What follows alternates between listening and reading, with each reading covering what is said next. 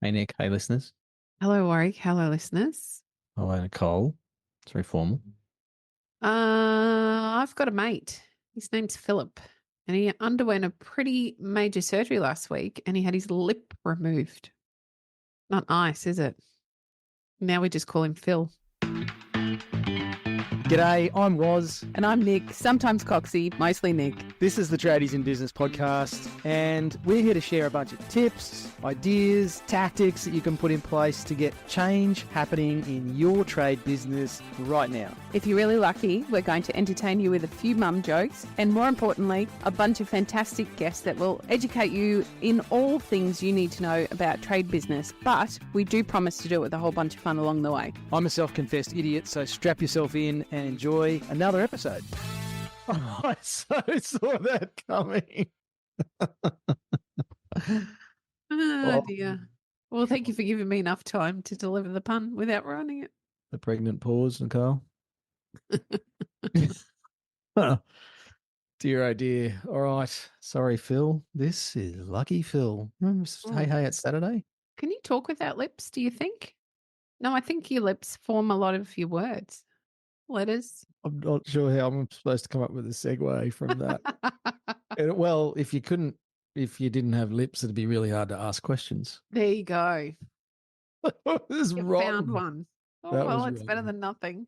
You already know what we can talk about, listeners, because you read the episode title and went, oh, that sounds interesting. I'll listen to that one. And now you're listening to it going, maybe I shouldn't have picked that one. So we get asked a lot of questions here at Tradies in Business, Nick. We do get Lots of asked questions. a lot of questions. We get asked questions via social media. We get asked questions by our clients, by potential clients that we talk to. We get asked questions on email. We get asked questions on the podcast by other guests. Lots of questions. And we get asked some questions we get asked, I think, how is this even a question for you right now in your business? Sometimes I think people get a bit distracted by the butterfly syndrome, bright, shiny objects, things flying past, like, ooh, I need to understand more about Google AdWords things or something when you don't even have a decent set of financials that you can look at in your business. So we wanted to cover today, well, I did, Nick agreed, the three most common questions we get asked by trade business owners. I feel like we need some sort of a musical Interlude. build up to that. It might surprise people what we're asked, actually, because I guess everybody has their own question that is topical for them. I'd actually really love some of our listeners to reach out and tell us what their number one question would be, because that would help us come up with some podcast topics to talk about, because it can be very challenging. We feel like we've spoken about everything a million times, but we haven't even done 1 million podcast episodes. Just what, 700 and something? Yeah, I think we were sitting around 662 for this episode, Nick. So There you go, 600 it's a few. episodes. So we've talked about marketing many times. We've talked about money many times. Talked about relationships and communication and stuff and marketing. Oh, I just said marketing. There you go. See? And while we can come up with a different angle on lots of things and, cover some topical stuff, ask us a question, listeners. I dare you. Please. I dare you to ask us anything. I know other podcast hosts, Nick, do AMA, Ask Me Anything episodes. They used to be a big thing in podcasting a few years ago. But if you do have a question for us, you know where to find us. On our socials is probably the best way. Send us a DM. Team will load it up and we'll answer your question here on the podcast. We will. We won't even out you if you don't want to be outed. All right, Warwick, you made the notes. I reckon I can pick one of the questions. I think we should pick the big meaty one first. Ooh. And I reckon there's going to be a question around bank balances and profit and money and what the accountant says and what's actually in the bank at the end of the month. How'd I go? Pretty good. And it's funny when I look at the three big questions we get asked, or the three most common questions we get asked, Nick, they tick off the three biggest areas that you need to pay attention to in your business. Yes. So if you want a better trade business and you want to live a life and not just work your ass off, then these are the three areas, and it all boils down to these three questions. And number one is Why am I showing a profit but I don't have any money? So really, I don't dislike this question because I think if somebody's asking this question, at least they're looking. It's the people that don't ask questions about money that probably fill me with a little bit of dread or discomfort. Not strictly always, and often if they're looking for help, there will be some level of financial discomfort or disharmony. And so it also makes me happy that they're, whilst it makes me happy that they're asking this question because they're looking for some clarity and some understanding, it also makes me feel really sad because tradies work really freaking hard and they get to the end of the week or the month or the year and there isn't the financial return that there should be. And it's super disheartening. It can be quite depressing. It can be extremely frustrating and more than extremely stressful, because I can't think of a better word than extreme. And I just don't think it's fair. And yet, with a bit of education, some very quick turnaround can happen if we start to understand what you're going to take us through. It's not complicated. It's very simple, but it's not easy. It's one of these shitty paradoxes about fixing your trade business. Let's face it, we're all in business to make money. If you're listening to this and you're not in business to make money, then please tell me why I'm wrong. But why the hell would anybody get out of bed at stupid o'clock, deal with clients, taxes, government regulation, staff, accountants' bills, all sorts of stuff, if you didn't get something out of it at the end of the day that amounted to more than just doing things for other people? You could go and do that, be volunteering for the Red Cross. So let's all agree that we're in business to make money. There's two ways, or there's multiple ways to track how much money you're making. And I guess, Nick, this is a little bit like, let's say you've got two cameras. You've got an iPhone and you've got a Samsung. They both have cameras, but they both have a different kind of look about them. iPhones have a particular look about the photos, and Samsungs, maybe they're a bit more, I don't know, red tinted, and an iPhone's yellow tinted. Okay, that's a really shitty analogy. Sorry, listeners. Profit and cash, two ways to look at your money. It's all money. So at the end of the day, it's all money. But where a lot of people get confused is your accountant says you made a profit, and so you have to pay tax. That's one story. That's one lens that we can look at your business through. That's where I was going with the camera thing. The other lens that you can look through is the cash story. Now, they're both looking at your money. They're not necessarily the same thing. Profit is a tax story. That is not necessarily going to show up in your bank account, because between profit being generated by your business, which is just income minus expenses, that's profit at its simplest. Between that and cash being money you spent compared to money you collected, that's your cash change. Cash can leak out between profit and cash. Now, profit turns into cash, but not all of it. Yeah. If you've got some leaky bits, then your cash can be a lot less. And in some cases, you can go backwards in a cash sense, even though you're making a profit. There's a whole bunch of reasons why that happens. And this episode is nowhere near long enough, and I'm nowhere near good enough to explain that in a way that people aren't going to want to poke their eyes out. And it's something that our tradiepreneur clients tackle and get enough understanding around to manage and fix. So that's the big one, Nick, is the money stuff and actually having cash in your bank, because you can't pay for groceries with profit. No, you can't. I want to ask a question though, and I don't know if maybe it's a rhetorical question. I'm not quite sure. You'll soon tell me though. Why can't we talk in the same language between the accountant and the tax department and us and what we need in our bank? Why can't it all be in the same language? Why does there have to be this veil of complication that makes it really hard for those of us without the extra level of learning to be able to have a conversation about money? Okay, I'm going to answer this in a sporting analogy. Mm-hmm. Does AFL and rugby union use the same terminology? No. But they're both football. But different kinds. And that's exactly what the tax story and the business story and the cash story is all about. Sounds like the same game, looks like it should be the same, but they're different codes of footy. So they have a different lingo, a different language. I'm going to be stubborn now. So I would only play one of those codes of footy. I wouldn't play two. Why am I being forced to play 2 when it comes to my business finances? Because you're Channel 9 and you put all codes of football to air, so you have to be across all of the languages. I think that's Foxtel. Okay, you can see how old I am, where free-to-air TV used to actually show the football. That is true. It's a fair point, and I guess I empathize quite strongly, as do you. I know I'm not saying that you don't. Sorry, listeners, please don't let me confuse you. I empathize with how overwhelming and confusing this is, and it's you've had a much higher level of education around the tax story and the business story, and you understand both sides of that fence. And I haven't had that, thank God, because I think I'd be bored to tears.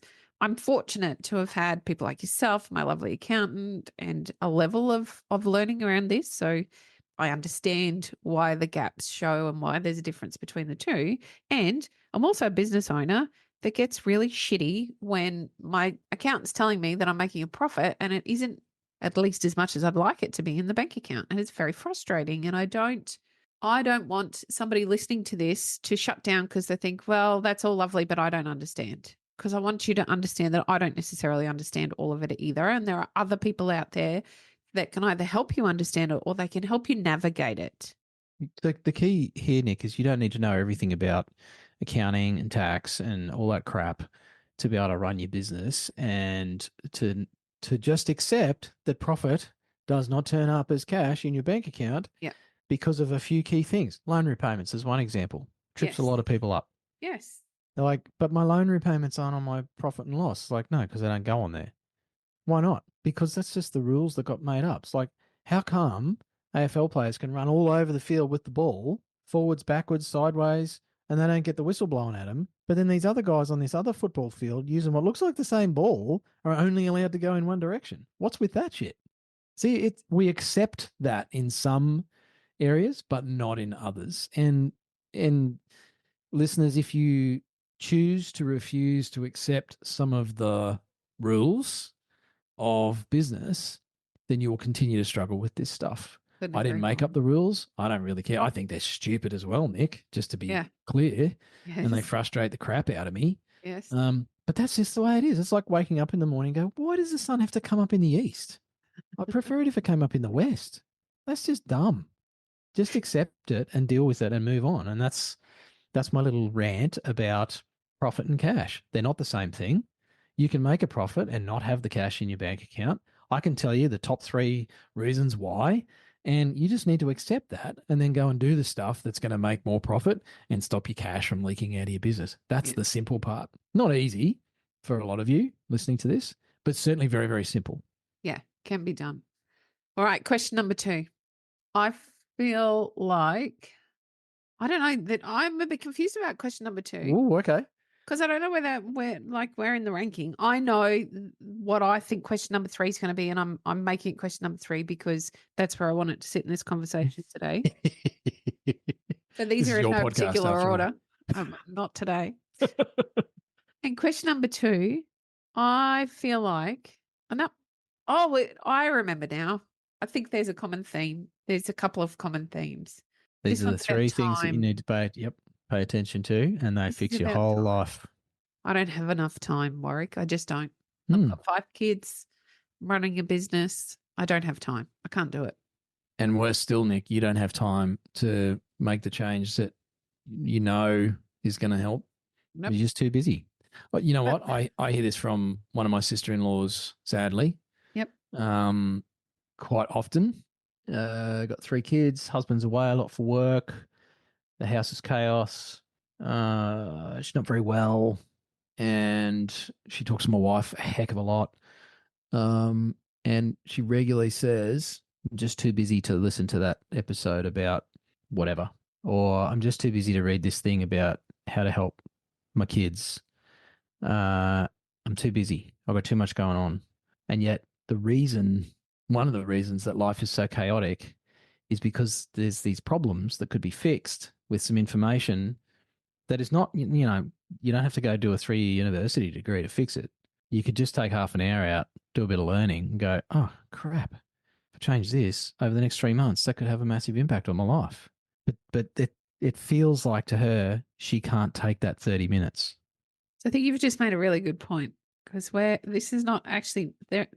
The question is the question, but it's not actually the problem. That's right. The question is, well, it's not even a question, to be fair. It's a statement. I just don't have enough time. I don't have enough time to make change. I don't have enough time to research it. I don't have enough time to insert thing here. And what they're really saying is, I won't make that choice. That's right. Which sounds ridiculous. Like that is illogical that someone would say, I'm not going to do that. I'm not going to do anything to improve my situation. Yeah. And yet that's what they're literally doing. Well, let's talk about it in a non-business analogy.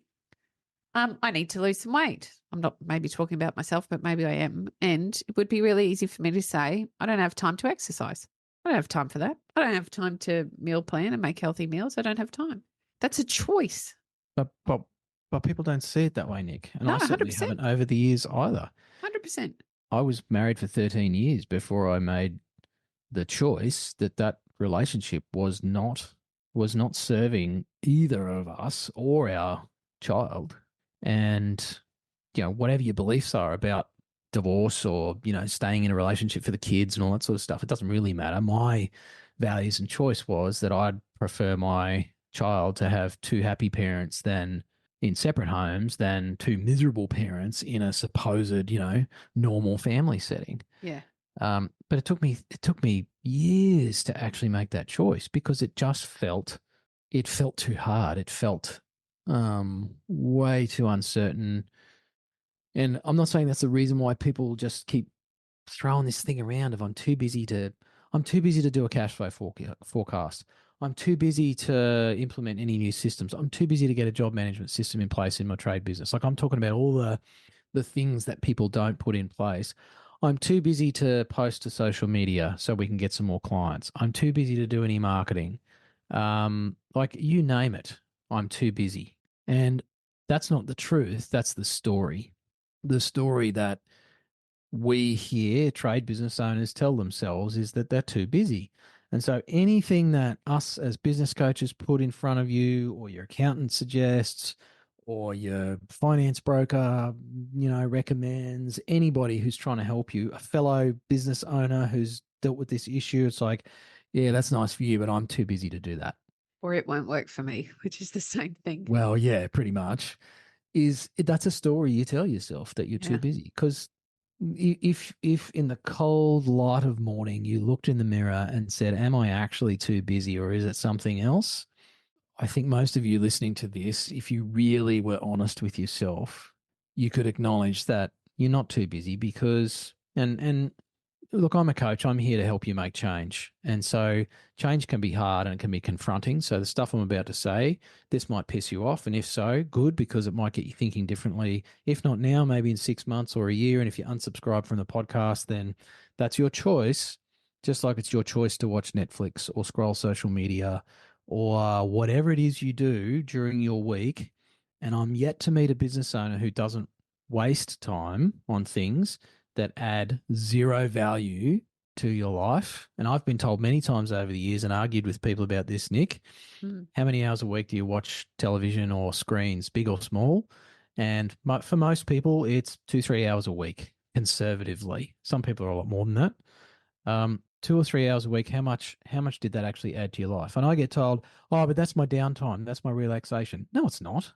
That's not actually helping you be your best self for your kids, for your spouse, for your staff, for your customers. Like if you were an investor, what's been your return on investment from watching TV for 3 hours a week for the last 2 years? Zero, because you're currently stressed out, overwhelmed, burned out, unfulfilled. So it's not actually helping you. Why don't you just try swapping some of that out, an hour a week, for some learning?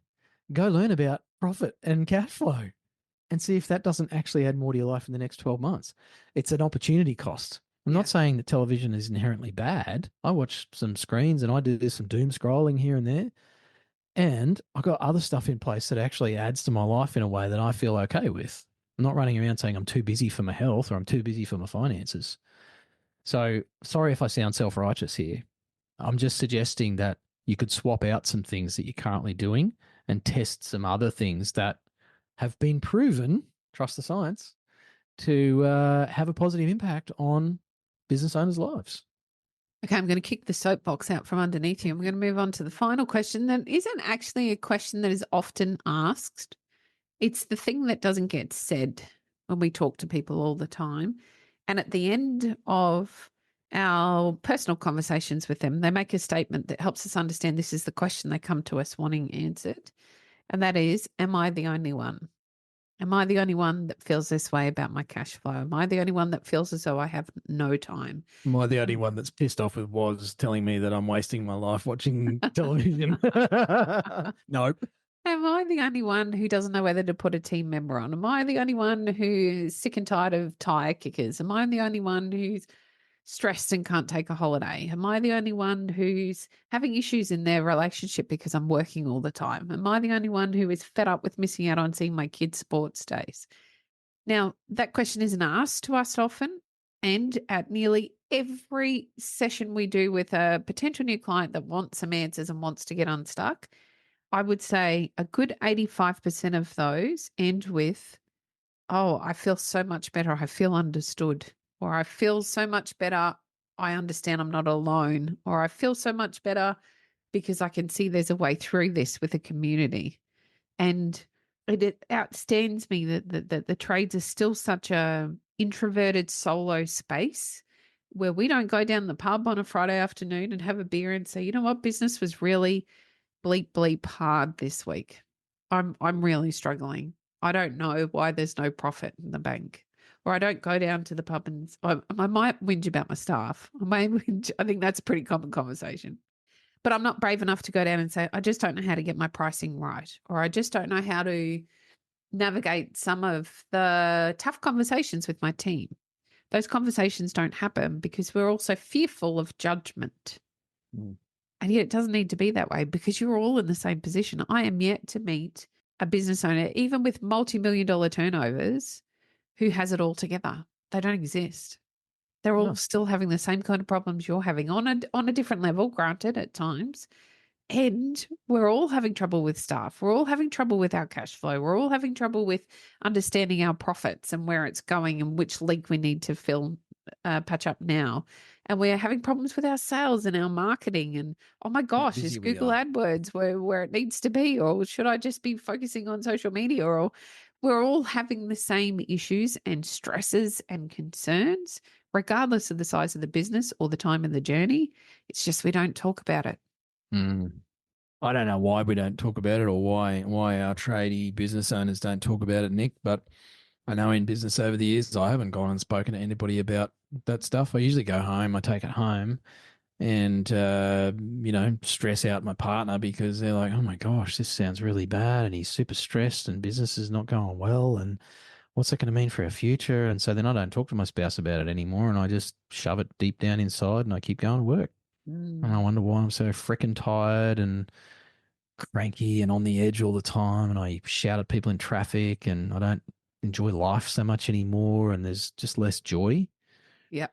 So the cool thing about that is the flip side is the good old saying, Nick, a problem shared is a problem halved.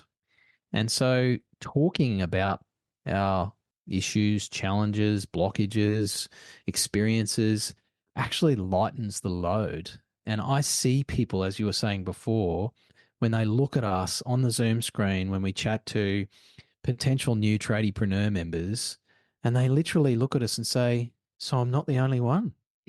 And we go, no, everybody we talk to has the same issues. And I can literally see them lose 10 kilos of weight on their shoulders.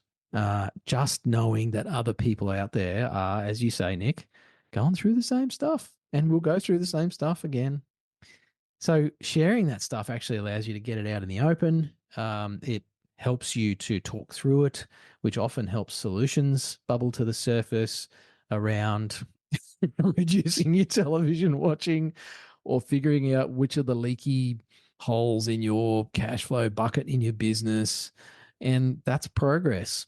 They might seem like really tiny steps, but they're progress nonetheless towards something different to what you've been experiencing for the last 2 years, 7 years, 27 years, whatever that is. And that all starts with that conversation. So I got another segue for you, Coxie. Let's do it. I can see where you're going with this one. It's like a big flashing neon sign for you. It is. So all of our Tradiepreneur members who have made change in these 3 areas, they did one thing that is common to every single one of them. It's like this magical thing that they all did. It's the magic wand, Nick. It is the magic wand. And the magical thing they all did was they booked a chat with Coxie and I. Literally. I'm not kidding you, listeners. Now, if this sounds like a shameless pitch for us to sign you up in a program, then sure, that's your choice to see it that way.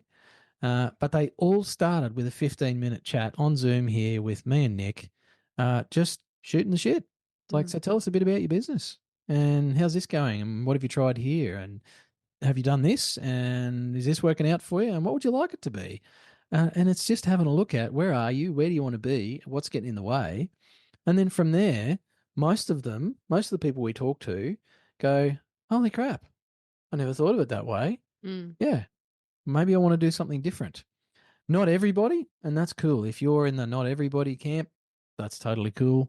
But the opportunity's there. The choice is there for you to keep doing what you're doing or try something different. $0 down, costs you 15 minutes of your time. You got to click a button, book a session with us. You got to turn up here on Zoom. Can be confronting for lots of people, Nick. Confronts me every time I see my head on the screen. I feel the same. But that is literally the first step in doing something different. And I know many people have listened to this podcast for years. Booking a 15-minute chat with us is doing something different, and it could actually send you down a different path. So the link's on the website, actually. You can book a chat with us. Go hit our website, tradiesinbusiness.com.au. You can find out more about us and our programs, but book a free chat with us and tell us you've come from this episode. But we'll come up with a mini plan and maybe we can help you. Thanks for listening. Hooroo.